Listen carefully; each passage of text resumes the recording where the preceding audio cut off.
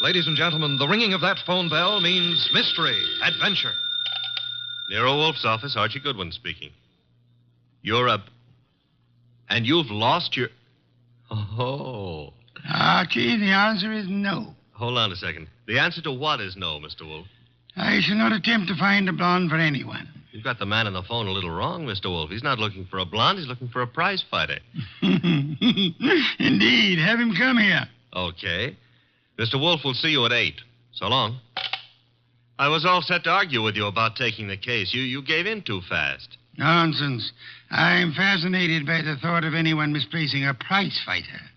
They're usually quite large, aren't they? They are. But what this guy is worried about is not only finding his boy, but finding him alive.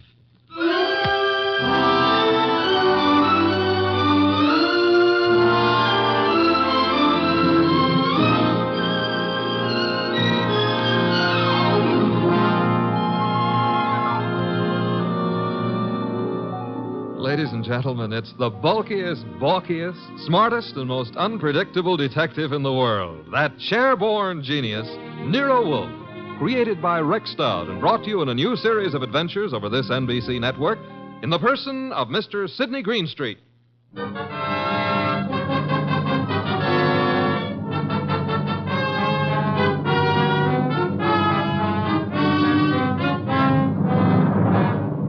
The case of the deadly sellout. That's what my boss, Nero Wolfe, called it. And it almost meant curtains for the firm of Wolfe and Goodwin. But let me give it to you straight right from the beginning. Although you ought to know that it wasn't until it was all over that I knew the very beginning of it myself. It all started in the New York flat of one Brock Rainey. Yes? The name is Jerry Fay. I'm supposed to know you? Being a very good friend of Pepe Gatto's, it's time you got to know me. May I come in? Oh, sure. You've got a problem, Miss Fay? Pepe took a fall at the garden last night against a coffee and bum named Eubanks, right? As far as I know, Sister Gatto met his match. Please, Mr. Rainey, do me a favor. Skip the sausage meat. It happens I saw the $1,200 you counted out to him to take a quick dive in the first. You did? How else would I know? Okay, then here's my wrist. Slap it, Miss Fay. I'm a bad bull. Now, look, who's kidding who? I don't care if Pepe makes himself a few deals on the side. I should worry whether he gives those meat eaters on the benches a run for the ducats. What's it to me? If you're not worried, Sugar Plum, then neither am I. Also, I'm a very busy man. Not too busy to pay off, I hope. Pay off? To who? To me. For what? For keeping it to myself that you collected $5,000 from the Eubanks crowd for getting Pepe to take that dive. Certain people might not like to hear it. Miss Fay. Yeah? Drop dead. I don't think we understand each other. Which is just as well. Now get out of here. There's something Blow, else. bimbo. Okay, Mr. Rainey. Have it your way. I'll go find someone with a more sympathetic ear. Someone like Lawson. Arnold F. Lawson. So long. Wait. Where does Lawson come into this? You asking is stalling. Lawson dropped a sizable piece of change on last night's two-step. No. Close the door, Jerry. Oh, yeah. $25,000 to be exact. That's a lot of corn to lose because a cheap fight manager arranges a frame. At least Arnold Lawson might think so. Sit down. Who's tired? Look, Mr. Rainey, it goes very simply in only one way. Lawson at yet knows from nothing except that your boy Gatto lost the fight. He may suspect, but he don't know. And he really don't have to know. Glad to hear you say that. And I'll be glad to see the shade of 3,000 long green banknotes. How much? You heard me, $3,000. Get out. Okay, I'm going. To the next phone and call Lawson. Look, Jerry, give me time, huh? I haven't got that kind of dough right now. Tell it to Lawson. When he gets through with you, you won't need any kind of dough. You know, I've got Gatto set for a go with Mellish, the title contender. Gatto can take him. Please believe me, he's going to take him. So? So after what happened in the Eubanks fight, the odds on Gatto will be like a war debt. We can clean up. Listen, we can make Heel, I wouldn't trust you from 11:59 to midnight. Get it up. Now. I'll give you 6 hours. After that, Lawson. So long.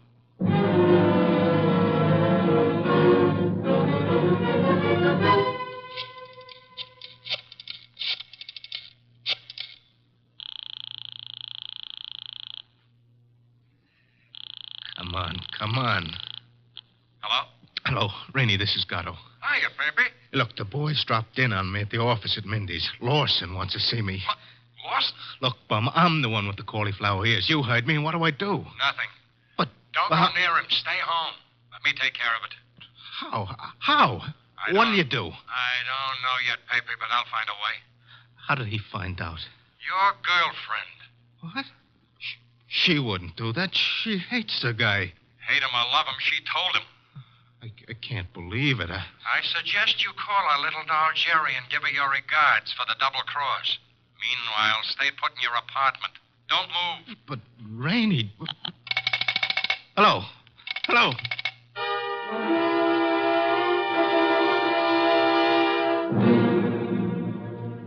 75, 319, 3. Archie. What on earth are you mumbling about?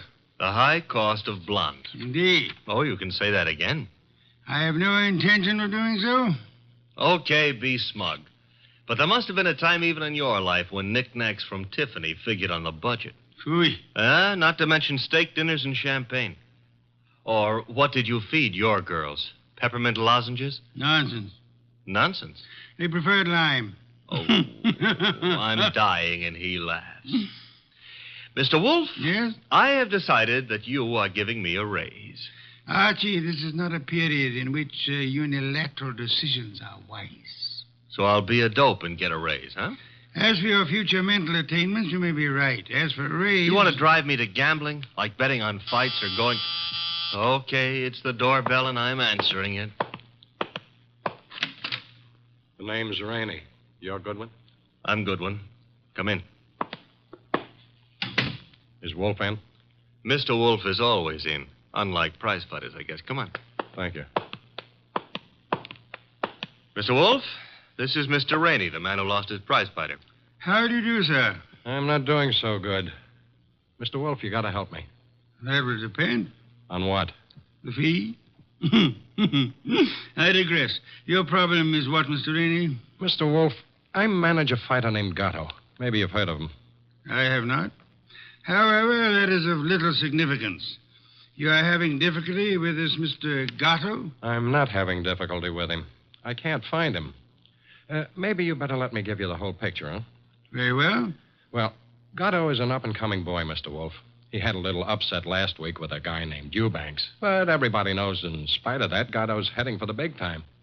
I think he'll prove that when he goes against Mellish. Mr. Mellish being another pugilist, huh? That's right, Mr. Wolfe. Now, Pepe, that's Gatto. Pepe was due at the Turf Club this afternoon to meet the opposition management and go over the setup. He was due, but he didn't show. I waited all afternoon, and then I started the phone calls and taxis. The results? No results. I combed every joint I ever knew him to buy a beer in, and the score was 0. Matter of fact, nobody's even seen him for 4 days. You would have tried the gymnasiums, naturally? I did. Does this pugilist have a home? Yeah, 206A Rathburn Street. A penthouse on the roof. He was not at home during all this time? It's where I tried first. Was empty as a bank on Saturday afternoon. I see. And you want me to find him for you? If Pepe blows this fight, Mr. Wolfe, it'll ruin his career. And the preservation of his career is worth a good deal to you? I got a check for $2,000 right here. Archie? I'll get it. $2,000. Very well, Mr. Rainey. I shall take immediate steps. I got a cab waiting outside. We can get started right away. We? Phew. I shall remain here. But how do you expect to... Archie, Yes, Mr. Wolfe. you will leave with Mr. Rainey. I need information. You might try the Rathburn Street penthouse to start with. But I've already been there. With all due apologies, Mr. Rainey, suppose you restrict your activities to pugilists. Archie is a trained observer. You are not. Archie, you will pick up whatever you can at Gatto's apartment. I especially suggest a careful check on his wardrobe. Wardrobe? If his clothes are missing, Mr. Rainey, it would indicate that he left voluntarily and deliberately, for whatever reasons he may have had. If they are not, Archie, you will phone me from the apartment after your investigation is over. Okay. I shall, in the meantime, devote some thought to the subject. Huh? For $2,000, all you're going to do is devote some thought? Mr. Rainey, if I were not a modest man, I would point out to you that you're getting quite a bargain.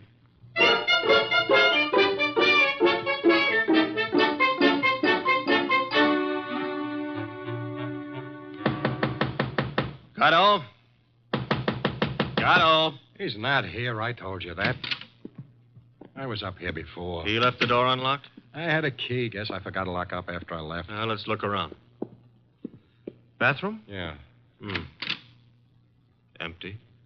It's a nice penthouse. That a closet? Yeah. What do you think? He's playing hide and seek? Try it. Okay. Anything in there? Nothing I'm looking for. What's that you found? A hat. Well, let's see. A lady's hat. Yeah, smart and expensive. Label reads a Madame Yetta original. That bunch of lace and feathers cost somebody a fast $50. Yeah, probably one of his girls left it behind. And maybe she'll call for it. Come on, we'll take a gander out on the roof. I took a gander out there. It's bare as a bone. What have we got over there with the chimney? Where? Over there. Just an old awning. Got blown down in the storm last month. Be right with you. What are you doing? Looking under it.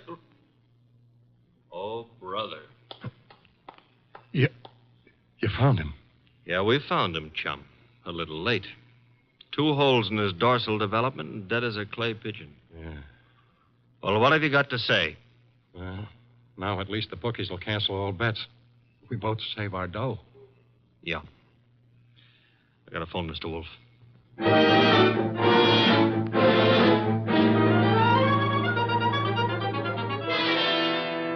And there he was, Mr. Wolfe, under the old canvas awning. Where's the hat? Oh, this is it. That's it, boss. Snazzy number, no? Where'd you find it? On the floor of the closet. You're right, Archie. Frothy little bit of millinery, caprice. Have you any idea whose it may be, Mr. Rainey? I wish I did. You have to find out. Well, how, boss? The hat is an original. See, the label under the band reads a Madame Yetta original. Tomorrow morning, Archie, you will interview Madame Yetta Yes, boss. and discover in your inimitable fashion for whom she made this chapeau.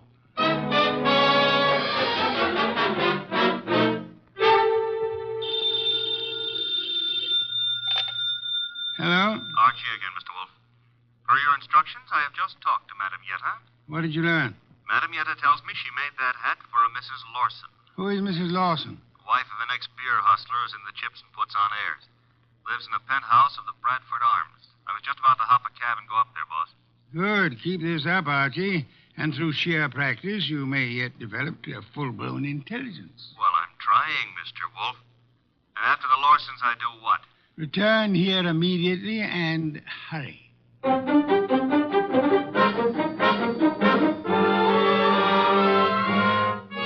How do you do, Mr. Lawson? Oh, Mr. Goodwin. My secretary tells me you're a detective. My boss might argue with you on that, Mr. Lawson. Your boss? It happens I work for Nero Wolfe. I see. And you wish to see me about... About this hat. Hat? Oh, I see, yeah. Well, Mr. Goodwin, please believe me, I never wear hats like that. Would your wife be likely to say the same? My wife? Just what are you getting at? Would I seem too nosy if I asked how well you and your wife know Pepe Gato? How well do we know who? Pepe Gato. The pug? No, not such a pug. No, huh? I lost $25,000 on him in the Eubanks fight. If you ask me, he laid down like a dog. And did you talk it over with him? Talk it over with him. Never seen the man in my life. Not even at the fight? No, I placed a bet over the telephone.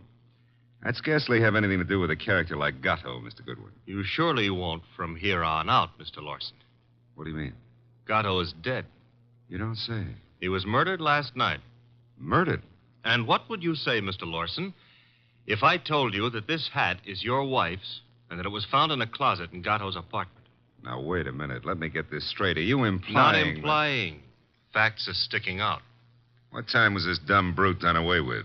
Oh, I'd set it at somewhere between 5 and 7 p.m. last night. Well, you said it very conveniently. Thanks. Why? My wife and I drove out of the city at 4:30 yesterday afternoon. Didn't get back until 2 this morning. And this hat? It took wings and flew into Gatto's closet? Is that the answer? No, that's not the answer. Then what is? This is.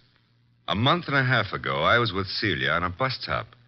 She was wearing that hat, and the wind blew it off her head. I see. And from there, we figure that somebody picked it up, and it finally wound up at Gatto. You can figure anything you please. Personally, I don't feel in any way obligated to figure anything. Darling, I was just on my way out and... Oh, I'm sorry. I didn't realize you were busy. Yes, I am busy, Celia. Wait a minute. He's not all that Run along busy. now, dear. You'll be late. But I want to talk Run to you. along, Celia. Yes, darling. Sorry. I'll see you later. Beautiful. Really beautiful. I've always thought so, Goodwin. You, didn't give me much of a chance to talk to her, did you, Lawson? If I didn't, it's for your own good. My good. I don't get it. Celia's a sensitive person, and I won't have her bothered.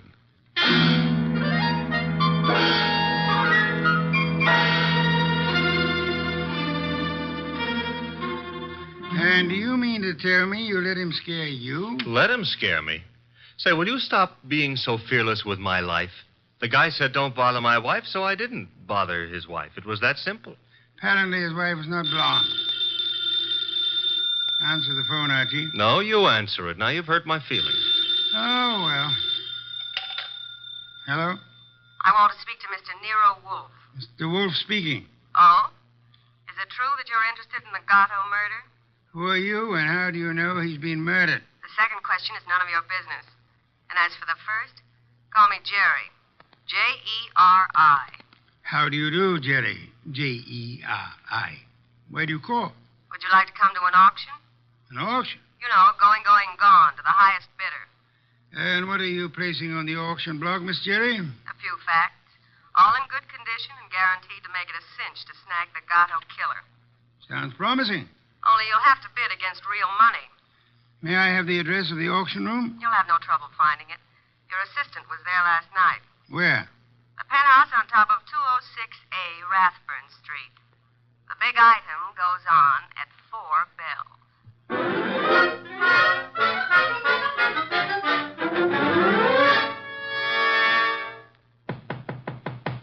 Yeah? Who is it? Man named Wolfe sent me. Just a sec. You're Jerry, huh? I was expecting the man named Wolfe. Unfortunately for me, honey, when he's expected, I usually show up. Come on in. You?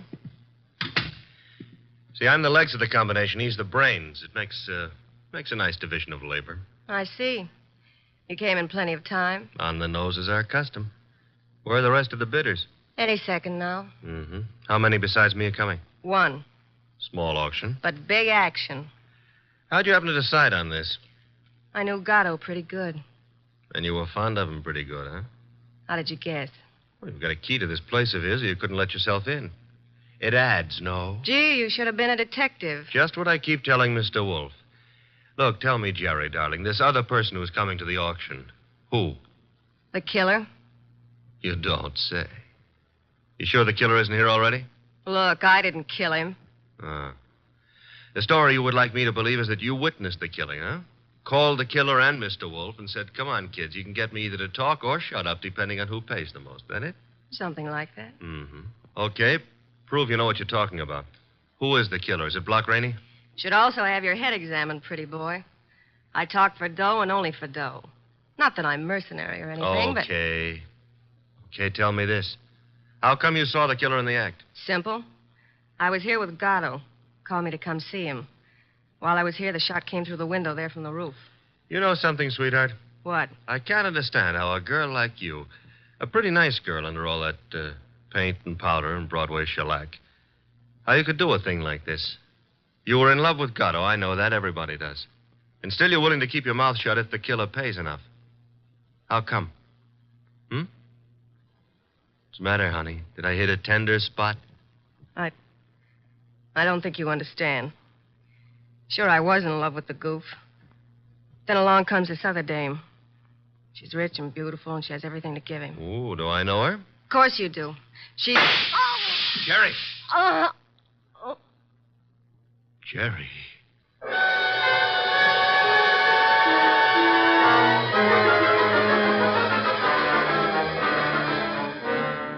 She was just about to tell me, and then the shot came through the window from the roof, boss. It's a flat roof outside. You didn't, I suppose, see the murderer? No. I caught Jerry in my arms. By the time I laid her down on the couch and got out on the roof, the killer was gone. Get right over here and bring our client with you, if you can find him. Rainey? That's right. He has a right to be in on the kill. Okay, boss. But keep away from that beer till I get there. Don't be impertinent. I shall be busy phoning Mr. and Mrs. Lawson. Meanwhile, I want them here, too. Besides, one bottle won't do any harm.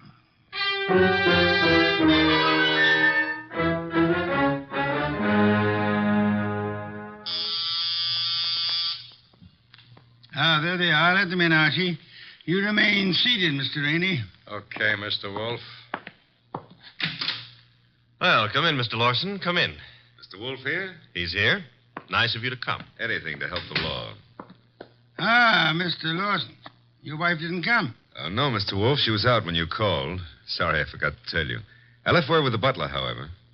Mr. Lawson, about 20 minutes ago, a girl named Jerry Fay was killed. So? She was killed in your neighborhood, in a flat formerly occupied by one Pepe Gato. Where would that be? Maybe your wife knows where the flat would be. How dare you, sir? No histrionics, please.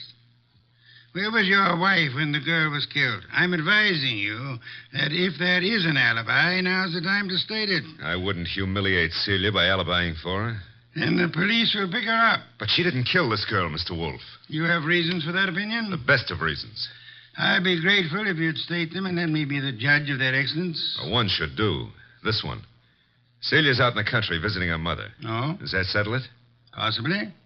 What's her mother's telephone number? Why, Merely a routine check. well, can't you take my word? I'll take her mother's number. Well, Mr. Lawson? I'm sorry. I hoped you'd buy this story. What do you mean? Her mother's been dead for 10 years. I see. Well, I don't. What's the idea? It's known as marital devotion, Archie. I suppose you realize, Mr. Lawson, that in shielding your wife, you're aiding and abetting a murderess? I haven't stopped to realize anything. When Goodwin brought me that hat, I didn't know what to say. Oh, you pitched me a curve then, too. Well, I suppose you might call it that, but... And she didn't lose the chapeau off a bus top. No, but you've got to understand. Celia's the dearest thing in life to me. Yeah, so's a lady rattlesnake to its husband. I suggest it is time for you to be objective in this matter, Mr. Lawson. What do you want to know? Tell us where she can be found. I have no idea. When is she expected to return home? Never. Oh? You see, we had an argument. I doubt that I'll ever see her again. Then we're quite on our own, Archie. To do what? To make a journey to Gatto's apartment. Gatto's apartment? She probably has a key to that popular abode. But she wouldn't go there, boss. On the contrary, I am of the opinion that that's just where she would go. Give me my hat. Don't tell me you're going to stir yourself. It's a most unpleasant necessity, Archie. But the lady in question is dangerous and not at all hesitant about indiscriminate gunplay. Get out the car, Archie. We'll make the journey to Rathbun Street penthouse with the hope that Celia Lawson will show up in time to mourn her lost love. You want me to go along with you, too, Mr. Wolfe? Yes, indeed, Mr. Rainey, I do.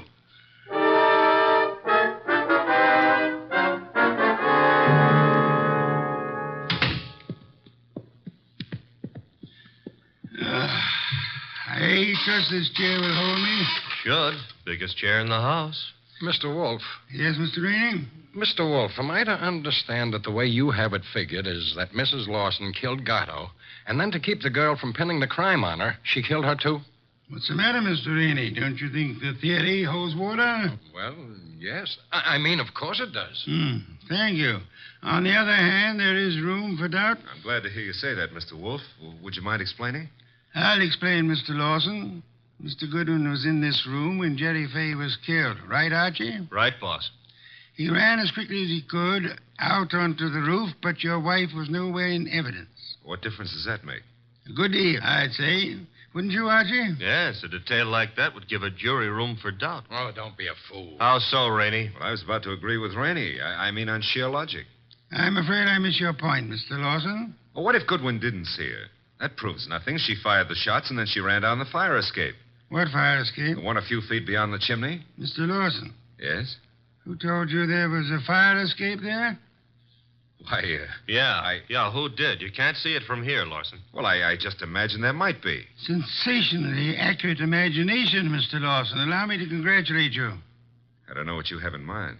You have in mind to see your wife convicted of the murder of Pepe Gatto, and so punish them both for having dared to fall in love. I love Celia. I worship her. Yes, that's what you expected me to believe, hoping, meanwhile, that a hat would convict her.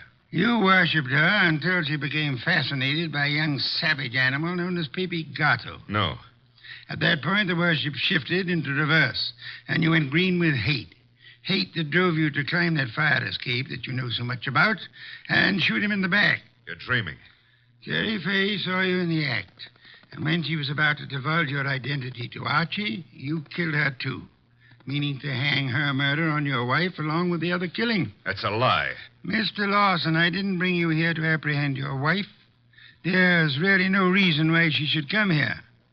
I suggested this visit in the belief that you'd betray some guilty knowledge of the place and circumstances, as you have so obligingly just done. You're clever, aren't you? Monumentally. But a little hasty. So, why? This gun in my hand, haven't you noticed? Of course, sir, but yours is not the only gun in the world. What? Sit still, Arnold, and don't turn around. Your wife, Mr. Lawson. Come in, my dear. Celia, what are you doing here? I came to get a hat that I'd left in Pepe's closet. It suddenly was clear to me what was in the wind, and I thought I'd better remove all evidence that you could possibly use against me. Celia, listen, you must understand I it's for you. understand one thing only. Pepe's gone, and you took him away. Listen, please, if you let me explain, you'll understand. Yeah? Please, honey, help me. Sure, I'll help you. Celia. Well, that's all, Mr. Wolfe. What now?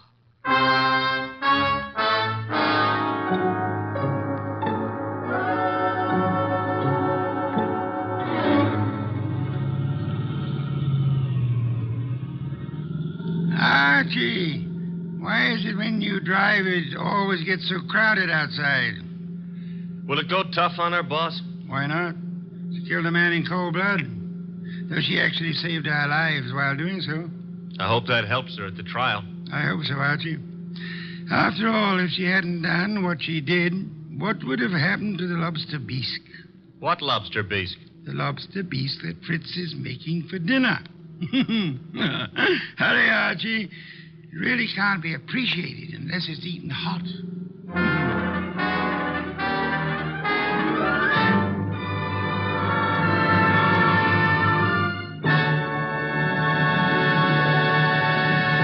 You have been listening to The New Adventures of Nero Wolfe, starring Sidney Greenstreet.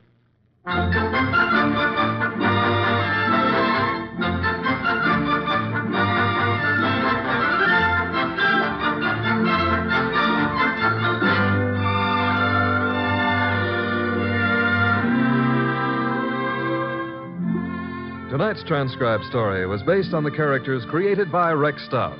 This is an Edwin Fadiman program, produced and directed by J. Donald Wilson. In the cast were Larry Dobkin as Archie Goodwin, and Ann Diamond, Charlotte Lawrence, Gerald Moore, Don Diamond, and Eddie Fields. Next week at this same time, Nero Wolfe and Archie will bring you The Case of the Killer Card. Don Stanley speaking. 3 chimes mean good times on NBC. Saturday night is date night, and NBC has a lively lineup of music and fun to help your courting along. Tomorrow, Dennis Day brings you a melodic and mirthful 30 minutes, and then Judy Canova gets together with her gang for a sparkling session of mountain-style song and laughter, followed by singing MC Red Foley and his friends on that exciting parcel of Western tunes and mayhem Grand Ole Opry. Here's Sam Spade. 3 chimes mean good times on NBC.